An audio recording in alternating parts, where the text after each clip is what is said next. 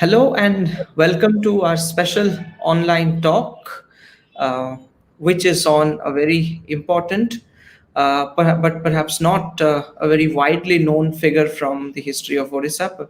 I mean, not widely known perhaps among today's generation, uh, and which is why we've organized this talk today.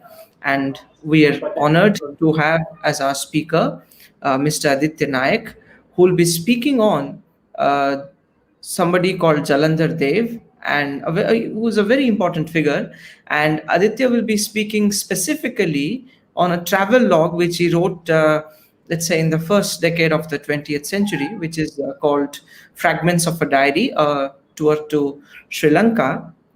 And he'll be Aditya will be talking to us about Jalandhar Dev, his life and career briefly, but he'll be talking mostly about this travel log which he wrote because Aditya is the translator. So I welcome Aditya to today's talk, who's a young journalist who's passionate about photography and who writes also about food, food cultures, etc. Uh, the talk will be followed by a Q&A. So without wasting further time, I welcome Aditya to make his presentation. Aditya, the virtual stage is yours. Thank you. Thank you so much, Sashwat Bhai. At the outset, I must express my deep sense of gratitude to the Department of English, North Odisha University, and Mr. Sashwat Panda for giving me this opportunity to deliver a talk on the book Fragments of a Diary, the English translation of Diary of Dansa, written by Jalandhar Dev in Odia. This book is published by the Center of Asian Studies. Aditya Nayak, eminent Sri Lankan scholar and novelist, has contributed an introduction to this book, and I would also like to thank Professor Rohit Manchanda for contributing a blog to my book. I have the pleasure of introducing a gripping account of Dev's travel to Sri Lanka after he spent a few months in various parts of South India in 1910. So basically, a question arises: who was Jalandhar Dev? The author of this fascinating travel narrative, named "Fragments of a Diary," Mr. Dev was born in 1872 into a royal family of Bamanda in western Odisha. He established his reputation as an essayist, editor, and short story writer. He also published a few plays. He served the kingdom of Bamanda as its divan and contributed immensely to the development of the kingdom. His essays and short stories were published in major literary journals in Odia. He also distinguished himself as the editor of two acclaimed literary journals, Alochana and Sankha. In his writings, he sought to promote a rational and scientific outlook on life and subjected superstitions and dogma to ironic scrutiny. Basically, he died in 1952. Before I begin my talk on the book, I would like to briefly dwell upon the larger context of the relationship between India and Sri Lanka. In general, uh, India and Sri Lanka in general, and Odisha Sri Lanka relationship in particular. Given the close proximity of the island of Sri Lanka to the southern tip of Indian peninsula, it's but natural that the two countries have long shared history and intimate, if fraught, cultural transactions. Vijaya, the king of Ceylon, was the son of Simhabahu of Simhapura. Simhabahu banished his son Vijaya and his 700 companions for their misconduct and set them afloat on a ship. After a long and eventful voyage, they landed near the present site of Puttalam on the northwest coast of Sri Lanka and set about business of colonizing the island. This is but often considered the beginning of the story of a man in Sri Lanka. Vijaya's grandmother Sushima was the daughter of the king of Kalinga and was married to king of Bonga. Three distinguished pilgrims of Ceylon came to Kalinga to visit the holy places of Buddha Shilakala, who came with his kinsman Moggallana during the reign of Kasapa I, king of Ceylon, and returned with a hair relic. Hair relic. Then people from Kalinga and Bhuta country also used to visit Ceylon to pay honor to the sacred tooth and monastic institutions of the island. From Ceylonese point of view, Kalinga was famous for elephants. From the account of Cosmos, who belonged to 6th century AD, it's known that Ceylon used to purchase elephants from India, mainly from Kalinga. Kalinga in its turn imported pearl and silver from Ceylon and exported precious stones, ivory, pepper, betel nuts, drugs, and fine textile products to foreign countries in general, and Ceylon in particular. The relationship between Kalinga and Simhala was not only been very old but also has been very brisk, spreading into different walks of life. Starting from political activities, trade, and commerce, it extended up to religion and culture. The interest in Sri Lanka on the part of Odias and people from other parts of India went beyond cultural, commercial, and religious exchanges. In popular imagination, fed by the Ramayana, Lanka was ruled by the demon king Ravana, who had abducted goddess Sita.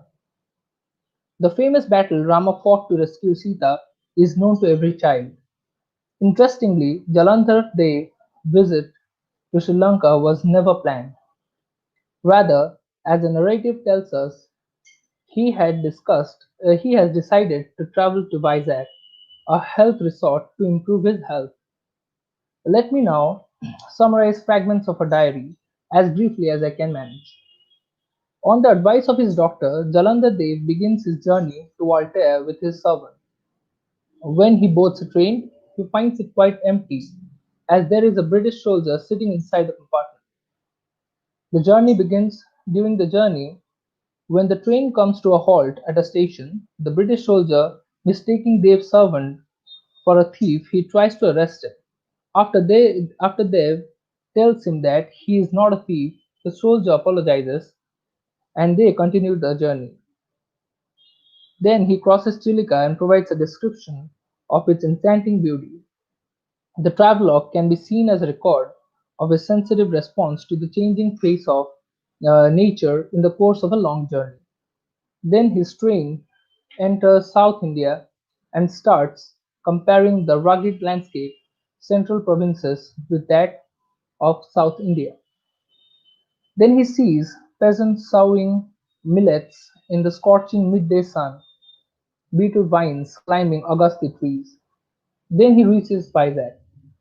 Here he lives for 2 months in a mansion by the sea. There he takes regular strolls on the beach. Here we see him as an amateur naturalist. Dave rejoices himself in the opportunity to collect on the shore the shells of marine animals like sea urchins, cuttlefish, different types of crabs, starfish, jellyfish, etc. He then travels to Madras, which disappoints him as a city.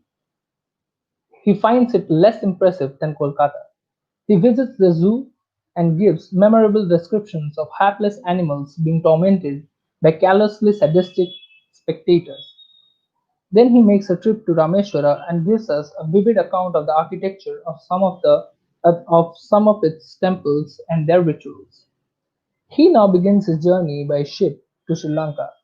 His account of the voyage reveals his poetic sensibility and deep feeling for the country he was leaving behind. In Sri Lanka, he visits Colombo, Kandy, and Anuradhapur. His description of Colombo reveals his capacity for close observation. He decides he describes sorry he describes the people, the dresses they wear, the roads, the buildings, the currency, and visits museums and monasteries. Dave evinces a keen interest in the history of Buddhism in the island and the institutions sacred to it. Then follows an exciting train journey to Kandy. The train climbs a steep mountain and descends to his destination. He recounts the journey with unforgettable acuteness, uh, a mountainous landscape of Sri Lanka now unfolded before us. Although lots of trees had been cut down to create artificial gardens and farm fields, many of the mountains still densely forested. Many coconut, palm, and palm trees, reared their heads to dwarf the forest trees, but the latter would not easily accept defeat. Intertwined with each other, the palm and coconut trees stood unnaturally bent and curved. The abundance of forest creepers and trees in and around the villages lent them an aura of wilderness. All the trees and creepers looked lively and green. Not even one of them appeared lean or withered. As the train moved higher and higher, the landscape appeared excitingly new. Before the introduction of railways, there was a track suitable for travelling to Kandy on bullock carts, and this has been carefully preserved. The narrow, winding, slightly grey path lay like a gigantic snake sleeping behind green trees and tall grass. Here the hillside stretching from the top of the mountain to the valley below had been turned into innumerable rice fields. Each field is not wider than a foot or two. Covered with soft paddy saplings, the fields look like countless steps lying under a velvet green carpet. Fields were irrigated by streams flowing through them. We never come across such rice fields in our country. These have been created through the perseverance of industrious Singhali farmers.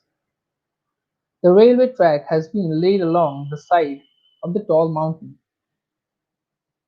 At places, the mountain top is completely devoid of tree cover. The tree passed through several sorry, my bad. The train passed through several tunnels on its way. At times it seemed as if the Mountain King opened its mouth to swallow up the train. At others it appeared as if sick of the train, if wanted to fling it down to a place lying 1,000 feet below, and deeply scared, the train clung to it to save itself. This was a quotation from a book. Everywhere during the journey, Dave unfailingly takes notes of distinctive features of the landscape, such as the exceedingly tall talipot palms, which come into flower after 80 years and then die, rice planted on terraced fields on mountain slopes, and rubber plantations newly raised. He visits different monasteries and engages the high priests there in learned conversations about Buddhism. The high point of visiting Sri Lanka is reached when he spends a few days at the ancient city of Anuradhapur. The city fascinates him for it stands the ruins of a magnificent civilization. In Dev's words, even if one had a look at a small part left of the ruins at Anuradhapur, one would get a clear idea of the heights Singhali civilization had scaled in the past. Before he leaves the city, he visits the famous Bodhi tree and offers worship at the shrine there, and climbs the ruins of a huge snake-infested dagoba. He also witnesses a unique Buddhist festival on the full moon night. He gets an opportunity to watch a local festival called Virahara, which reminds him of our car festival. But it turned out not to be a car festival, but a procession of elephants. Finally, Jalandhar Dev leaves Sri Lanka behind and returns to India. I will now draw your attention to three important aspects of fragments of a diary, which render it a valuable reading experience. Jalandhar Dev's attitude to colonialism. It should be remembered that Fragments of a Diary was written during a time when India and Sri Lanka were both under colonial rule. So it's natural that they've had to engage with the system of colonialism at different points of his journey. His response to colonialism and his interaction with British officials and other Westerners lent rich new dimensions to his travel narrative. Even when he undertakes the train journey to Kolkata and Madras, he perceptibly points out how British priorities shaped aspects of everyday life in colonial India. He tells us how journey by the Madras mail was extremely unpleasant and uncomfortable because the British officials did not travel frequently in it. By contrast, all facilities were provided to passengers traveling by Bombay Mail simply because British officials used it more often. This, however, should not mean his attitudes towards the British and white men and women in general were monolithic and uniformly unfavorable. He leaves affectionate portraits of white passengers who were his co-passengers during train journeys and sea voyages. He astutely notes that no other mail train was as awfully bad as Madras Mail. Passengers found the journey by Bombay Mail a very pleasant experience, maybe because the British travelled to Bombay very often by train. It had been ensured that a journey in Bombay Mail would be enjoyable. Since they did not visit Madras very often, travelling by Madras Mail was such a painful and nasty experience. Slowly it began to rain harder and the storm grew more intense. I gave up all hopes of seeing the nocturnal landscape unfolding before us and decided to retire to bed.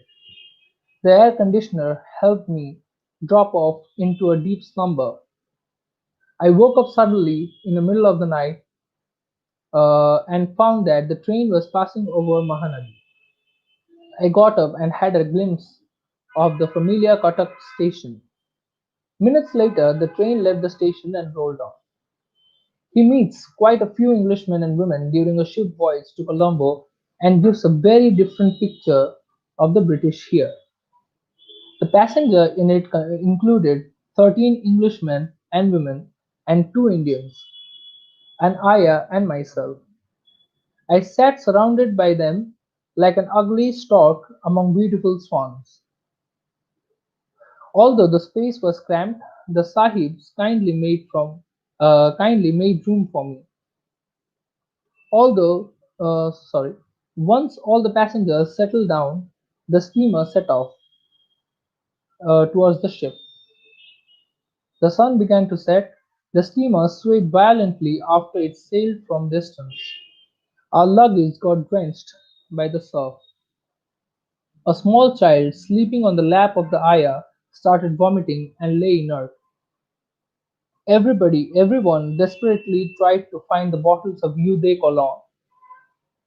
We all tried to help the ayah out of difficulty in every possible way. We had not undergone such unpleasant experiences during our steamer journey to Rameshwaram. The name of the ship, Pentakota, was visible from a distance. It was evening when we somehow reached the ship. A long wooden stairway was lowered from the deck. Two white soldiers stood at its bottom and helped us climb it one by one. The waves rose so high that they lifted the small steamer to a height of about 7 feet. As soon as the passengers reached the top of the stairway, the sailors lifted them like cranes catching fish and deposited them to the dock.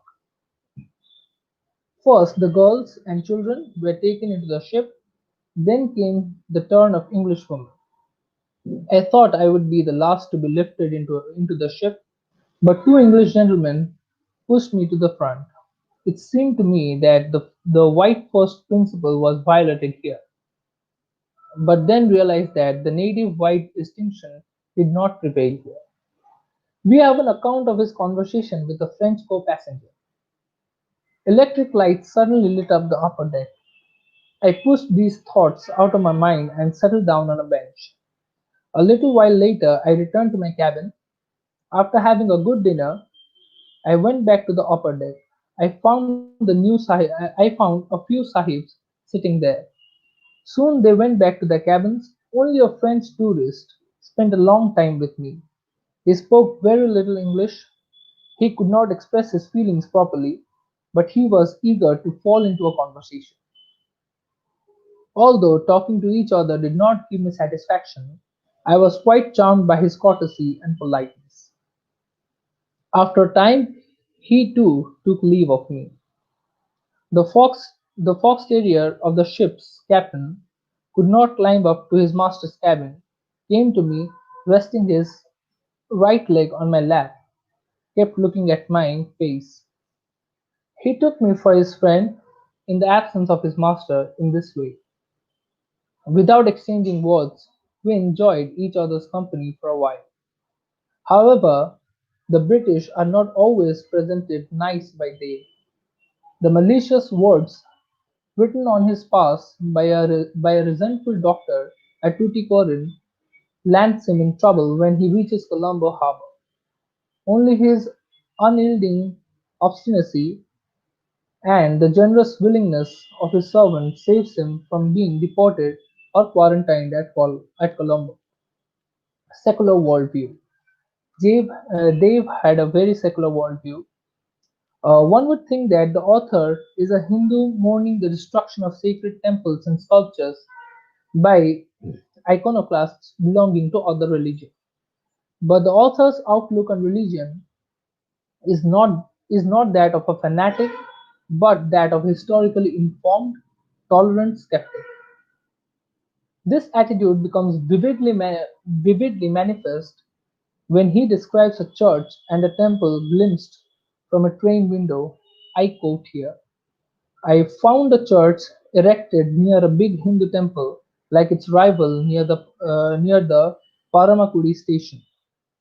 Ugly and fantastic looking animals gaped at the onlookers from the walls of the temple having a capstone, while a small cross adorned the pointed spire of the church like a serene symbol of peace. Dear readers, I am not showing partiality in judgment. Decide on your own which one of these two exudes tranquillity and delights the eye. O Aryan brothers, did you think that Buddhist pillars standing in front of your temples meant a threat and insult to your religion? And how bitterly hostile to Buddhists you are! You made their lives miserable, banished them from the country, and turned their places of worship into temples. Soon you received punishment for your sins. Mosques of Muslims appeared alongside your temples, and the limbs of your deities were broken to pieces by the hammer blows of iconoclasts. Doing so ran counter to the true principles of religion. We now find temples dedicated to Jesus Christ, who is peace incarnate. Churches do not have to be built with the stones of demolished temples. Dave had a very good sense of humor, so I'll just give you some examples of his humorous accounts from the book. Jalandhar Dev had a sparkling wit which he employed generously in this account of his travel narrative. Let me read out a few passages to give a cursory glimpse of his use of irony and sarcasm. I quote: It was amusing that the man who confessed his inability to understand the people, even after spending 20 years among them, did not hesitate to express sweeping opinions about them with absolute confidence. I addressed the old Marwari, but he paid me no attention, for he was not interested in anyone after his shop was closed for the day. When I told him that I intended to stay in the city for 2 months, I inquired about the price of a few things sold at his shop. He talked to me with great warmth. The house was said to be haunted by ghosts. It's another quote. The house was said to be haunted by ghosts. Forget about the unlettered fools. Even Western educated young men are not above believing in ghosts. The, the Theosophical Society is a strange organization. As soon as someone becomes its member, he or she starts seeing countless ghosts. Since my childhood, I have visited so many haunted houses, cremation grounds, and deserted places, but I have never come across even a single ghost or its traces. Mason Building was supposed to be a haunt of English ghosts. As the English are supposed to be absolutely fearless, I had expected their ghosts to be more intemperate. I thought, sensing the presence of a native like me, they would they would emerge to frighten me. However, no ghosts showed up during my 2 months sojourn here, so I felt very disappointed. I wondered if theosophists really saw ghosts or turned into ghosts themselves. The spectators tormented the zoo animals in various ways. The bodies of many of these poor animals were covered with their spittle, pelted with stones. The tapir was too scared to raise its head and buried it in water. Few animals are more nervous and timid as alpacas, so one could imagine the misery of this alpaca caused by the noise and stones thrown at it. Similar scene greeted me wherever I went in the zoo. The crowd was particularly cruel towards the baby mandrills.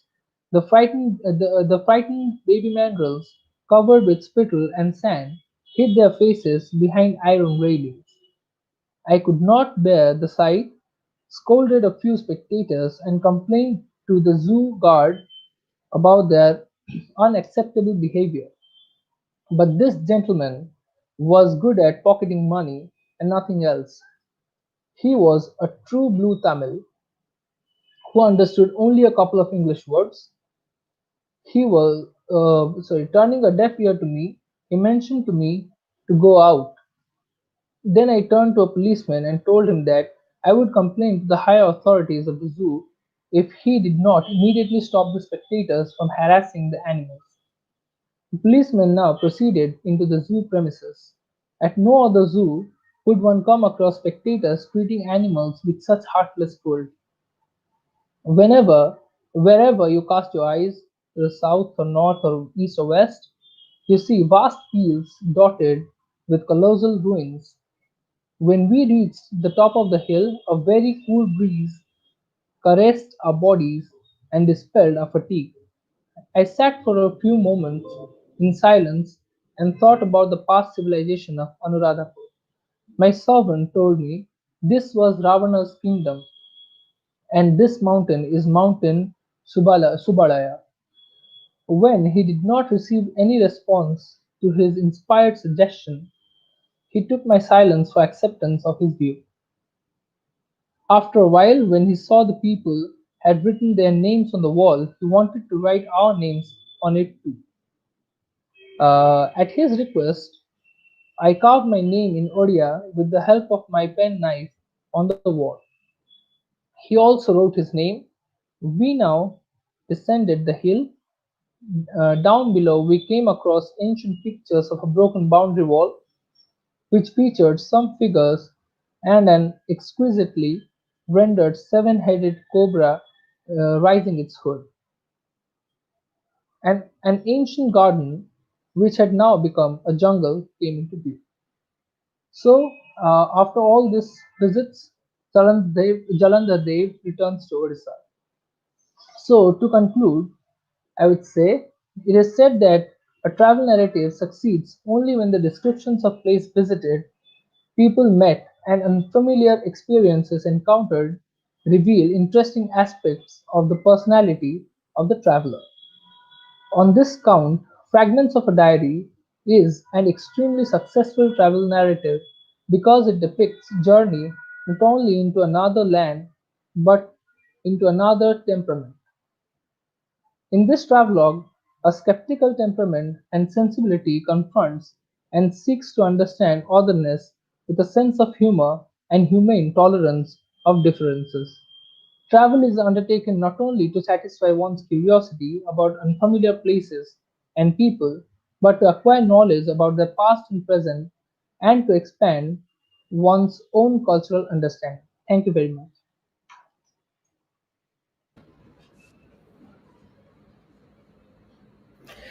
Thank you so much, Aditya, for introducing to us Jalandhar Dev and his writings, especially his extremely gripping and riveting travel account.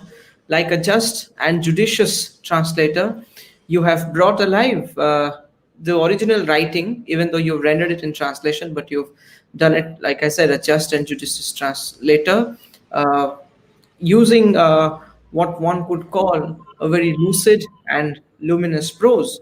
Uh, and I thank you not just for the translation, which of course is a very important contribution to this field of travel writing, to the corpus of Odia literature that is now available in translation. But I must also express my gratitude to you for your talk today, because you have drawn attention to several important aspects of travel writing. I mean, the ideas that we glean from numerous travel writings, as we get to learn from the one you've just discussed. So it's not just like you said, it's not about somebody a curious wanderer, as the talk is called. It's not just somebody who's curious, who's exploring new places. I mean, people traveled even before colonialism came, but the ways of observing a place, the ways of thinking and writing about it perhaps changed because of the new forms of knowledge. So this account, for example, was serialized, and there were several other travel accounts which were being serialized in popular periodicals like Utkal Sahitya, for example, where people got to know about new places. So even if it was curiosity of a new kind. And people certainly came to offer realistic accounts instead of writing tall tales about distant and exotic lands. And we also see, like several scholars have pointed out before, that in travel writings that happened during this time, when the British colonials were here, we also see the emergence of a certain kind of consciousness, which is brought in by, say, colonial modernity and so on. So there are so many things that can be discussed, and of course, Jalandhar Dev is also a fine exemplar of the kind of intellectuals that this colonial modernity gave rise to. I mean, it shaped. So there were several others, like you said. This account is not just a Yes, pilgrimage; it's a very secular tour. He talks about all kinds of things, including religion, but he talks like a skeptic. And I was particularly reminded of Fakir Mun Senapati, who had a similar outlook in talking about these issues. So, very important set of observations you have made today in your presentation, and thank you again for thank you.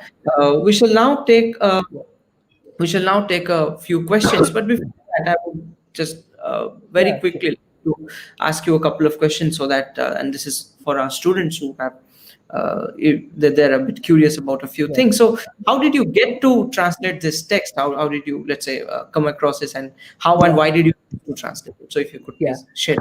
Actually, all the credit goes to Dr. Animesh Mahapatra from Delhi University. Actually, he was the one who read this book, which was originally written in Odia, and he just sent it to me and just told me to just go through it. So when I went through the book, I actually found it really interesting and fascinating as well. So I probably thought of why I should not translate this book. So that's how I just came across this book.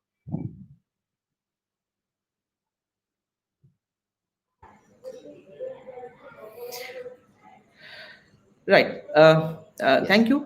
And so, anything? I mean, how did you translate yes, something? If you could talk about the okay, process of translation itself, that's yes, also something which yeah. interests a Uh, lot. hmm.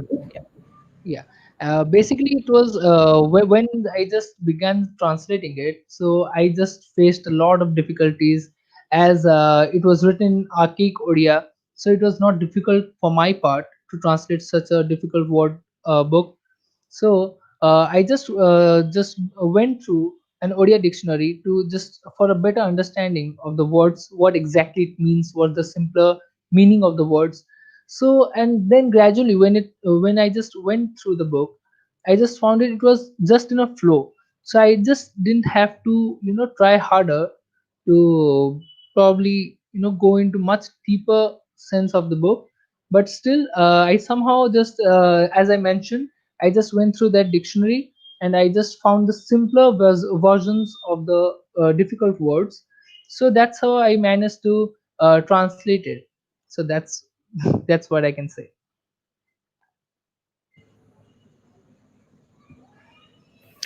All right.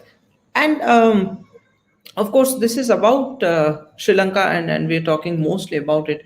But could you, let's say, do you recall any fascinating account that he offers of other places from South India? I mean, I know you cited a few examples about erstwhile Madras and so on, but if there are other things that he writes about other parts of India in terms of people and their culture, which you found fascinating, or which you would like to recall and share with our viewers. Actually, there is a part in the book where actually when he visits Madras, he actually starts criticizing it because he doesn't find it as beautiful or as big as Kolkata. So as a city, he doesn't like Madras.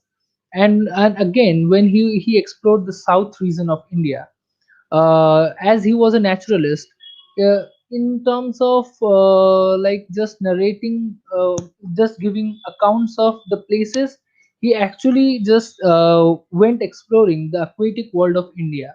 So he also came across some few rare species of fishes, snakes, and gives a vivid account of what they exactly can do inside the water, and how dangerous are they, how good are they, so how they survive. So that's what I can say. But still if I'll have to just throw light on other states if he has visited, I probably know that like as far as I'm concerned, I know that it's only Madras, Vizag, and a few more states from southern India. That's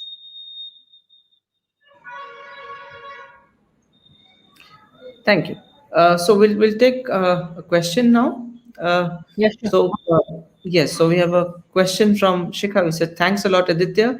I look forward to reading the work. Could you briefly talk about the author's views on the relationship between Odisha and Sri Lanka as presented in the work?" Yeah, thank you, Sikhari, for the question. Actually, as if you just go through the book, you will find Jalandhar Dev has described Odisha. No, actually, he's not described. He has just compared Odisha to a few places of Sri Lanka and their traditions, like how they means like in agricultural ways and all, how their festivals are similar to our festivals, and like that. So basically there is not much reference, like he hasn't just compared much on Sri Lanka and Odisha relationship, but still he just compares the ways of their life with Odias. So was it okay? Yeah, yeah, yeah. Thank you so much for responding to this question in particular, and for so patiently answering other questions and queries.